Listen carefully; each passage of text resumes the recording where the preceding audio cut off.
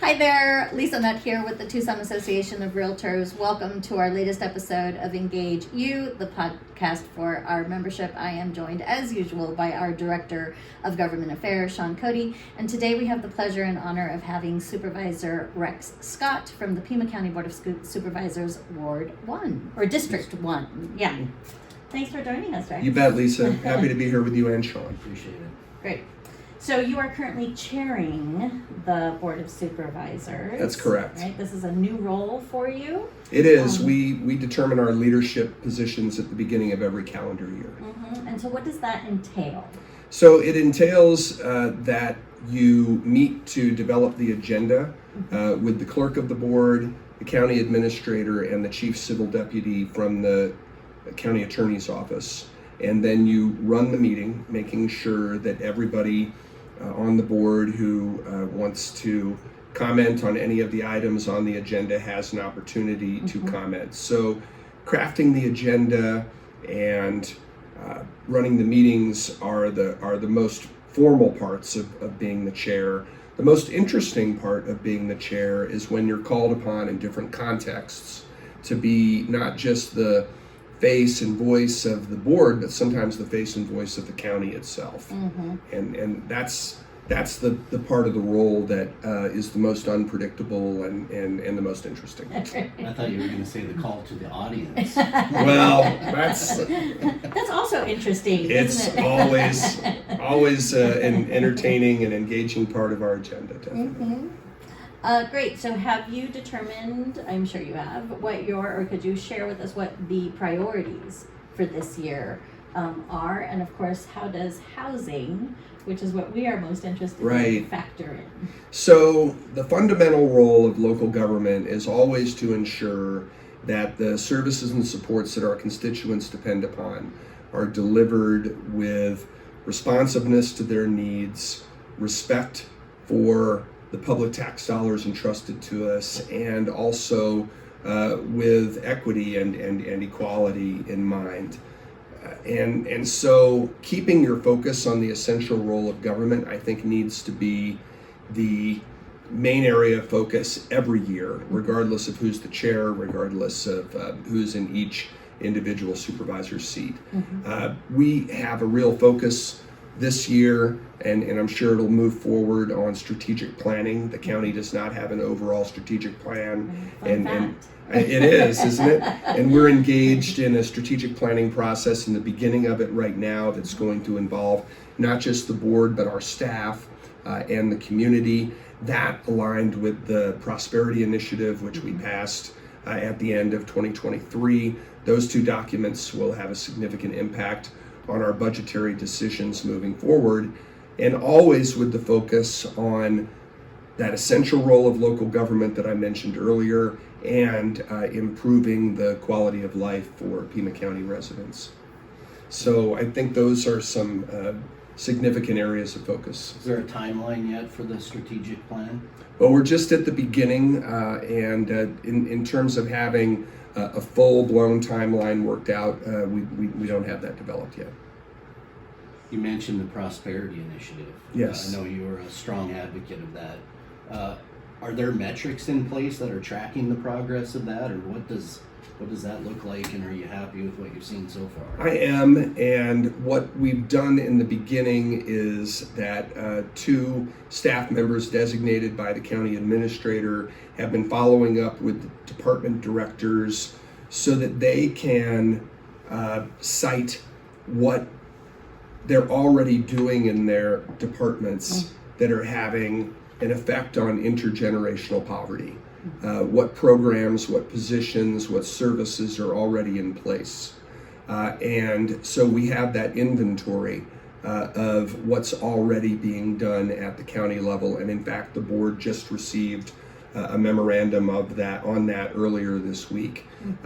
Each individual supervisor had the opportunity to meet with the county administrator and her team to get that inventory more fleshed out. Moving forward, in conjunction with strategic planning, the county administrators, both the county administrator and the 2 deputy county administrators are going to be working with department heads moving forward on how the work of their departments and their budget proposals moving forward will be more aligned with the Prosperity Initiative. But we recognize that there are certain services and supports that the county provides that are for the benefit of all of our residents and are not necessarily aligned with the Prosperity Initiative, but are still essential functions of county government. And so I would say that generally speaking, the urgency felt in the community, or certain aspects of it, may or may not be felt or reflected in the county's process, right? Either from a policy perspective or funding perspective, i.e. development and the housing front, right? We feel an urgency and have felt an urgency for years. Sure. And although the county has been updating its ordinances to make it more nimble and arguably responsive to the private sector and those housing needs, it seems there's still more that can be done. No, I agree, and that was why in the first year of our board's tenure, we formed the Regional Affordable Housing Commission. And it's done a terrific job in the early going of making use of one of the 3 tools that county government can bring to bear in terms of increasing housing stock in our area, and that's making use of gap funding that we build into our budgets that often helps to embellish the use of low-income housing tax credits available from either the state or federal governments. But now the Affordable Housing Commission, after having gotten a report from the consultants with Eco Northwest that we contracted with at their recommendation on the state of the market in Pima County, now they're moving forward with some plans for long-term strategy in terms of addressing not just affordable, but also market rate housing.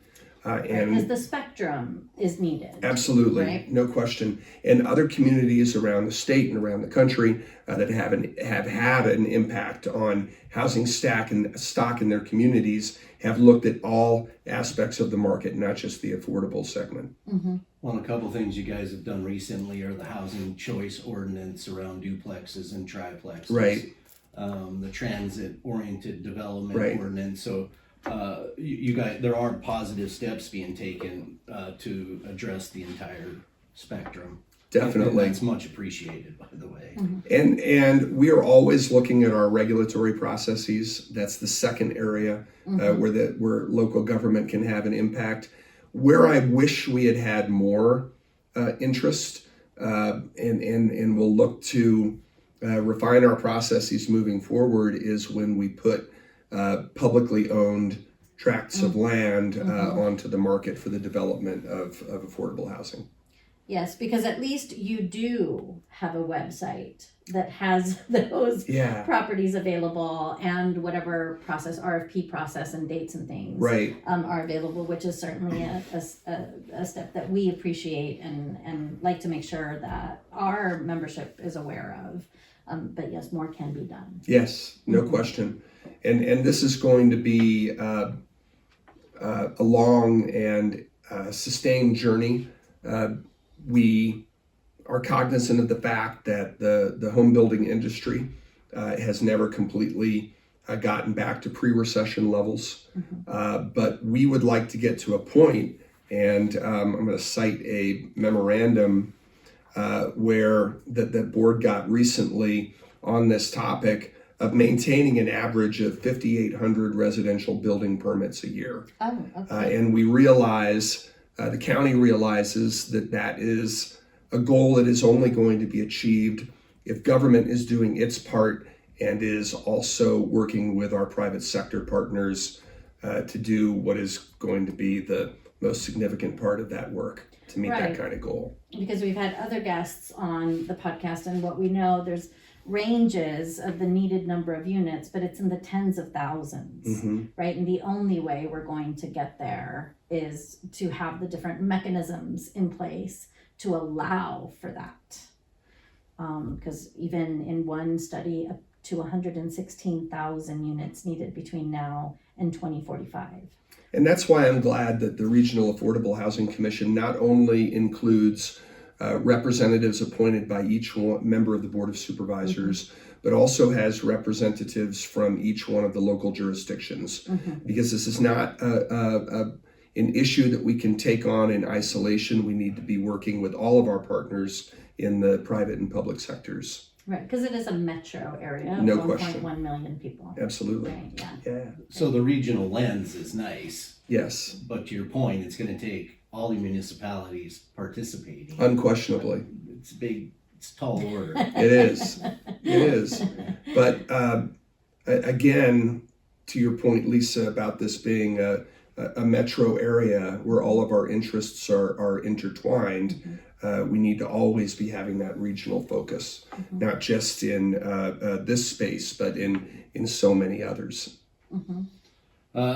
Speaking of substantive policy plans, the county's in the process of updating its 10-year comprehensive plan. Right. It's obviously a huge lift on the county, but really a critical long-range planning document for housing and land use. How do you or your staff engage in that and look at that, and what are you looking for? It's like 300, 400, 500 page document, right? Like it's huge. But the significance of it, just right in terms of planning, is huge. So just curious, as an elected official, how you engage with that. So we're required, the county is, as a matter of state law, to revise our comprehensive land use plan every 10 years. And we begin that process before the due date with a significant amount of public outreach that is led by our Development Services Department. Ultimately, they're going to, based on all of the public input that they get from various stakeholder groups, including groups such as yours, and also including neighborhood associations. I know the Catalina Foothills Association within District 1 has been a significant voice in the early part of this process. What we do as a district office is, when we hear from constituent groups that want to be engaged in the process, we make sure that their voices are heard. And we also take every opportunity to attend any kind of gathering where the Pima Prosper's revisions are being discussed, so that we're aware of the concerns of people in our community. Then when that draft plan goes before the Planning and Zoning Commission, we're going to be very engaged in the discussions of the various components of that draft plan. What I am hopeful for, and I think this is true of all members of the board, is a plan that is flexible, a plan that takes into account the fact that not only does it have to meet the needs of an extraordinarily diverse and growing county, but it also has to be able to meet the changes that are inevitably going to come up over the decade that it's in place. So I think having a flexible and not hidebound plan is important. But I also think it's important that our constituents are not seeing so many occasions where there are revisions or departures from the plan that are being sought, because I think that makes them reasonably say, well, why do we have a plan in the first place? Exactly. Yeah. And then making sure, and this is something that we've been focused on since the beginning, making sure that the comprehensive land use plan is very well aligned with the Sonoran Desert Conservation Plan and the Conservation Land System plan that is aligned with that. And I don't know this about the plan in its other iterations, or if in the iteration that is forthcoming, are there specific mileposts that will be built in, or because 10 years is a long time, right? And so would there be, for example, every 2 years a look back or a fork in the road to be able to reconsider what may have been put in a plan and now is not meeting the needs. I think with anything like the comprehensive land use plan, especially given the effect that it has on all of our other codes and regulations, you have to see it as a work in progress. And as you are implementing its effects, you need to take into consideration the impact of those effects. So I think it's always something that we are looking at as. So it doesn't have to be prescribed. That's, it is understood that it can be revisited. That's why I think it's important to have a flexible document, one that can adapt to circumstances and changing times. It can't be too rigid, but as I said earlier, it also can't be so loose that people question its that there is no framework. Exactly. Yeah. Exactly. And that's a very fine balance, and I think that's something that you take into consideration as you're putting it together. Right.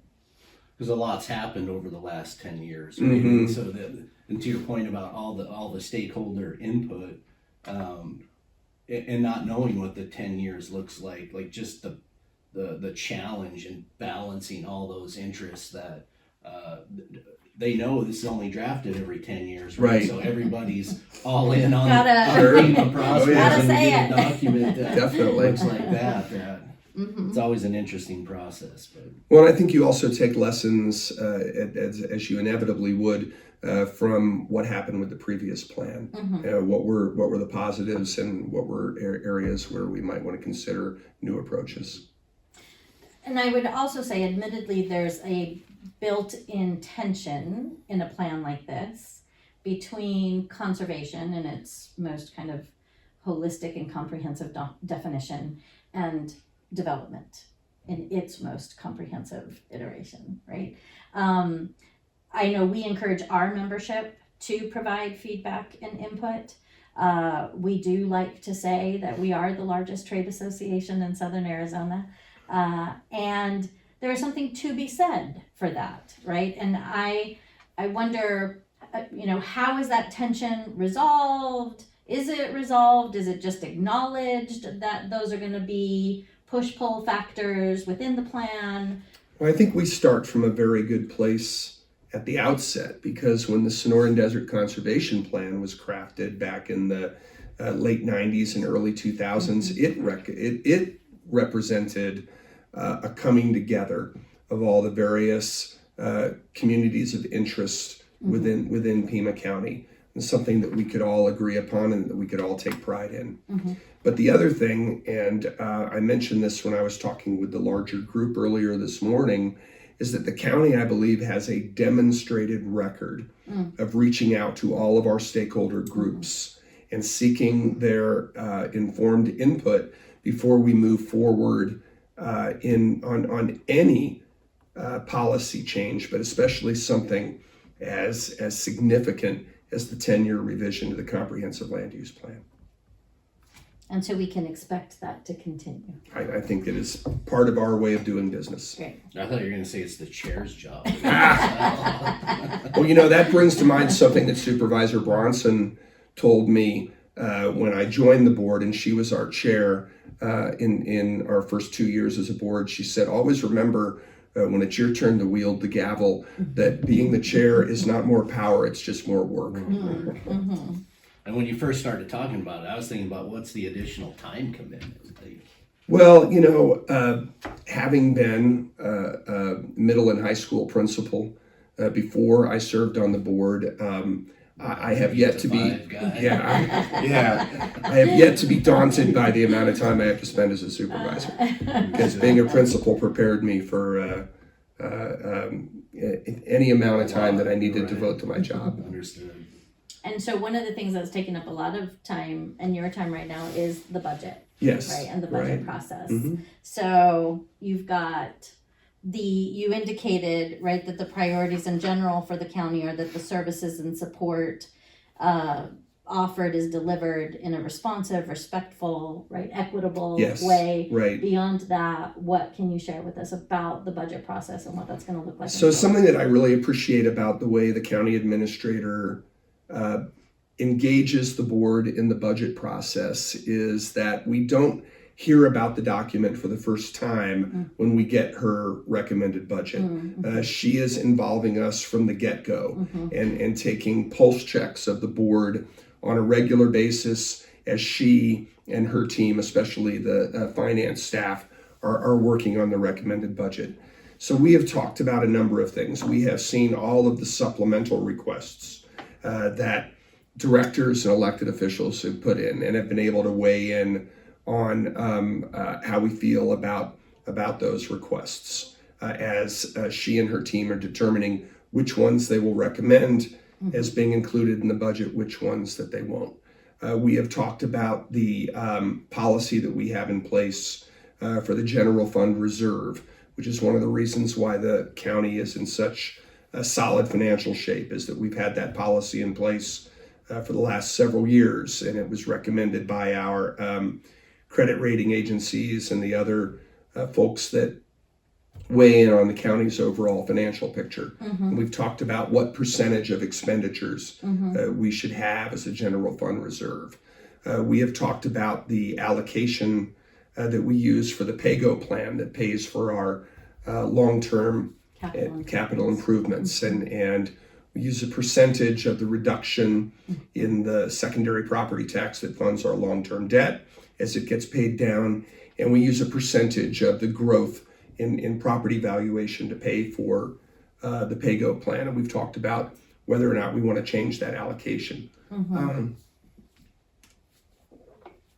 Always the goal is to reach that point where we are amply providing for the services and supports that the county's constituents depend upon from us without having to go to the property taxpayers with any significant tax increase.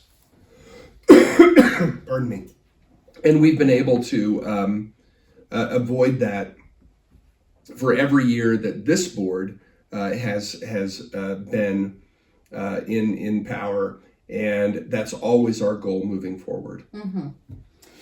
I know you shared with us that there are 4 pillars, right, that help guide. Exactly. Do you mind sharing those 4 pillars? I don't. With us? We have 4 strategic pillars that have been in place, I believe, for the last 2 budget cycles that not only guide the budget requests that each department director and elected official makes, but they will also serve as the basis for the strategic planning effort that we're going to be moving into that I talked about earlier in the podcast. Good luck with that. I know. Well, and I know that's strategic planning is something that your organization is engaged in as well. Yes, So in just a week or so, we'll be doing our own. So your wish of fun for me, I know, is because you're having your own I'm fun so right looking now. forward to it. I can tell.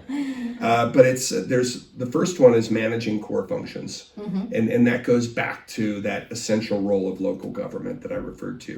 The second one is connected with managing core functions, which is improving the quality of life of our constituents. The third is prioritizing infrastructure and economic growth. Anytime you hear about a business that wants to expand or in Pima County or come to Pima County, they talk about being motivated by 2 local factors, infrastructure and talent. And we can have the greatest impact on infrastructure. And then the fourth one is based on the times that we live in and the fact that we are a large employer and a large force on the local environment, and that is promoting conservation, sustainability, and climate resiliency. So those are the 4 strategic pillars, and when you make a budget request, you need to align those requests with one or more of those pillars. You mentioned PAYGO is funding capital improvements. Are those dollars used for other improvements besides roads? Yes, they are. As... They're used for all of our capital improvements. In fact, if you take a look at both the library district and the regional flood control district, which are paid for by their own secondary property taxes. They each have a pay-go plan. Did not know that. Yes, sir. Would it be a possibility, and I asked the same question of the county administrator a couple years ago, because costs and certainly on the housing front, but virtually everywhere, continue to increase. And I know I'm keen to explore the possibility of public-private partnerships, right? Yes. And infrastructure or getting plats ready for actual build, right, often means infrastructure needs to be invested in. Sure. So I'll just, I guess, mention on the record, right, that possibility of public-private partnerships in the spirit of, so not only making public land availability, right, inventory available for purchase to develop, Right. but then taking that a step further and the possibility of collaborating on something like infrastructure, so that then again the cost of building more housing can be shared Sure. more comprehensively. I'm not sure what you do with that. Well, but- you know, we just entered into a very significant public-private partnership with the Mosaic Quarter. Oh, sure. Okay. And so I think the county, so precedent has been set. well, and you know, besides that, there are other instances of public-private partnerships in county operations that I could cite, but that's a significant one. Sure. And it's one that we think is going to not only enhance cultural and recreational Entertainment options and yeah. entertainment options within the county, but is also going to have a significant impact on the quality of life of our constituents. Absolutely. And economic development Oh. in so many ways. No right? question. We had Heath in here for an interview and talked to him about Mosaic. Yes. But thank you for reminding me about that, because again, that in our space, right, thinking about the different aspects that take up, so infrastructure and regulation take up the biggest parts of budgets when building housing. Regulation alone is calculated at about 40%. Mm, So when projects have to pencil out, right. thinking about the most expensive parts of it, right? And what can we do to reduce those costs? Well, and that goes back to one of those three areas where government can have the greatest impact in terms of increasing housing stock. It is looking at our regulatory processes and which need to be refined or revised if they are in any way hindering the increase of housing stock that is so necessary in our community. Well, and because Sean expressed his gratitude, right, about the recent changes in the county ordinances, because of course we go on the record with all jurisdictions Sure. on our views to any of their proposed changes. We continue to advocate for more height, right, because it leads to more density. Right. And we will continue to do that until, right, Sean? And that density piece. So we have duplexes and triplexes. Fourplexes were left out, Yes. right? So continuing the conversation. And again, I appreciate, Lisa, that you said continuing the conversation, because again, I think that is hallmark of how we engage with our stakeholders. Is we never feel that the conversation is ended. It is ongoing because everything that each of you has to deal with in your professional lives is ongoing. Sure. So the dialogue has to be. And that's probably the thing I appreciate the most in my interaction with county staff is the understanding that you don't just adopt an ordinance and then it's done. It's like you can come back in 6, 12, Exactly. hey, is it working? Is it not working?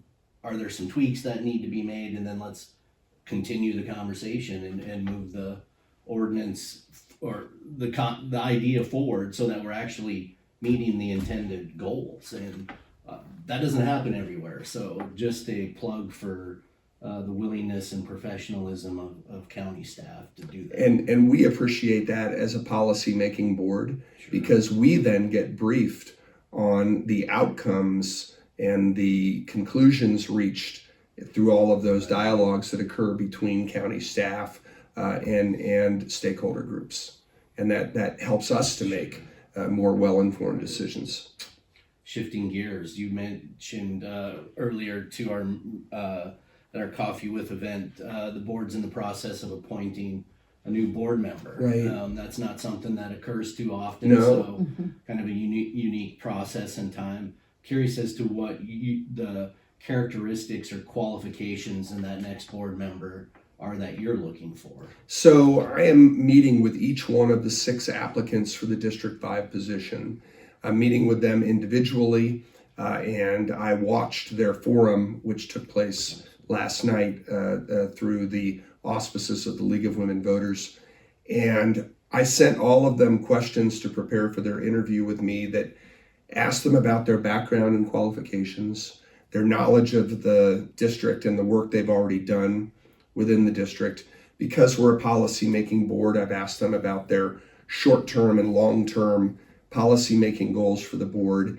And because each supervisor is the voice for and the advocate for right around 200,000 plus people, what is their plan for effective constituent service in the District 5 office? So I'm going to weigh all of everything that I heard in the forum last night and what I hear in those interviews, and then join my colleagues in making a decision next Tuesday.